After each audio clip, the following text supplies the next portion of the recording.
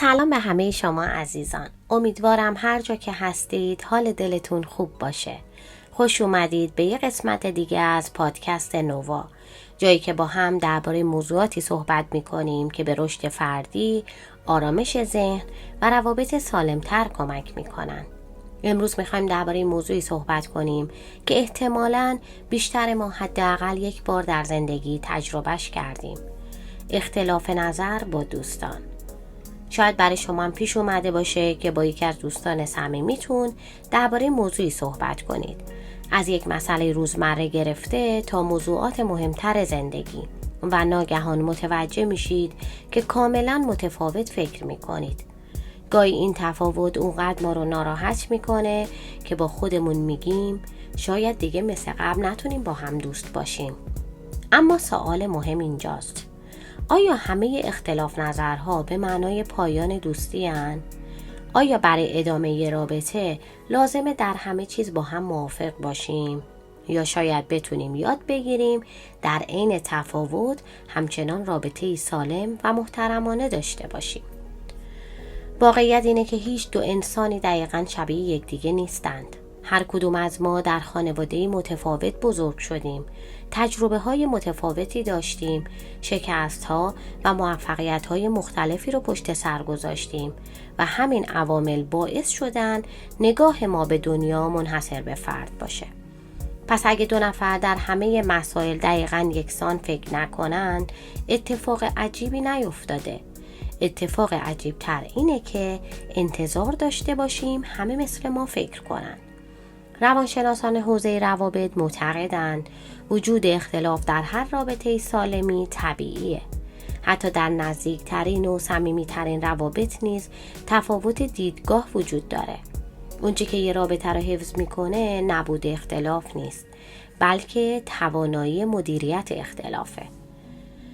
گاهی مشکل از خود اختلاف نظر نیست، مشکل از اینجاست که ما تفاوت عقیده رو به معنای رد شدن خودمون میدونیم. مثلا دوستی نظری متفاوت با ما داره و ما ناخودآگاه احساس میکنیم به ما احترام نذاشته یا ارزش‌های ما رو زیر سوال برده، در حالی که در بسیاری از مواقع طرف مقابل فقط دنیا رو از زاویه متفاوتی میبینه. همون اتفاق رو دیده اما برداشت دیگه‌ای از اون داشته و این کاملا طبیعیه. اجازه بدید از یه دیدگاه دیگه به موضوع نگاه کنیم. فرض کنین دو نفر کنار یک کوه ایستادن. یکی از سمت شرق به کوه نگاه میکنه و دیگری از سمت غرب. هر دو درباره یه کوه صحبت میکنن، اما منظری رو که میبینن کاملا متفاوته. آیا یکی از اونها حتما اشتباه میکنه؟ نه. اونا فقط از دو دیدگاه متفاوت به یک واقعیت نگاه میکنن. در زندگی هم بسیاری از اختلاف نظرها همین گونه است. یکی از مشکلات دنیای امروز اینه که کم کم تحمل شنیدن دیدگاه‌های متفاوت رو از دست میدیم. شاید یکی از دلایلش این باشه که بیشتر وقتمون رو در فضاهایی میگذرونیم که آدم‌های شبیه خودمون در اون حضور دارن. گاهی کافیه کسی نظری متفاوت با ما داشته باشه تا فوراً او رو قضاوت کنیم، از لیست دوستان حذفش کنیم یا تصمیم بگیریم دیگه با او صحبت نکنیم. اما اگر کمی فکر کنیم متوجه میشیم که رشد فکری معمولاً زمانی اتفاق میفته که با دیدگاه‌های متفاوت روبرو بشیم. اگه همیشه فقط حرف‌هایی رو بشنویم که با عقاید ما هماهنگ هستن، فرصت یادگیری چیزهای جدید رو از دست میدیم. شاید یکی از نشانه‌های بلوغ عاطفی این باشه که بتونیم بین دوست داشتن یک فرد و موافق بودن با تمام عقاید او تفاوت قائل بشیم. ما میتونیم کسی رو دوست داشته باشیم، براش احترام قائل باشیم، از حضورش در زندگیمون خوشحال باشیم و در عین حال در برخی موضوعات با او موافق نباشیم. محبت و احترام لزوماً به معنای شباهت کامل نیست. در واقع احترام واقعی زمانی معنا پیدا میکنه که در میان تفاوت‌ها باقی بمونه. گاهی در بحث‌ها هدف ما دیگه فهمیدن نیست. هدف ما برنده شدنه. میخوایم ثابت کنیم که حق با ماست. میخوایم طرف مقابل رو قانع کنیم که اشتباه میکنه. اما شاید بد نباشه گاهی از خودمون بپرسیم آیا حفظ این رابطه برام مهمتره یا اثبات این که حق با منه؟ این سوال ساده میتونه بسیاری از تنش‌ها رو کاهش بده، چون در بسیاری از بحث‌ها هیچ برنده واقعی وجود نداره. ممکنه ما بحث رو ببریم اما رابطه رو ببازیم. البته این به این معنا نیست که باید هر رفتاری رو بپذیریم. بین اختلاف نظر و بی احترامی تفاوت بزرگی وجود داره.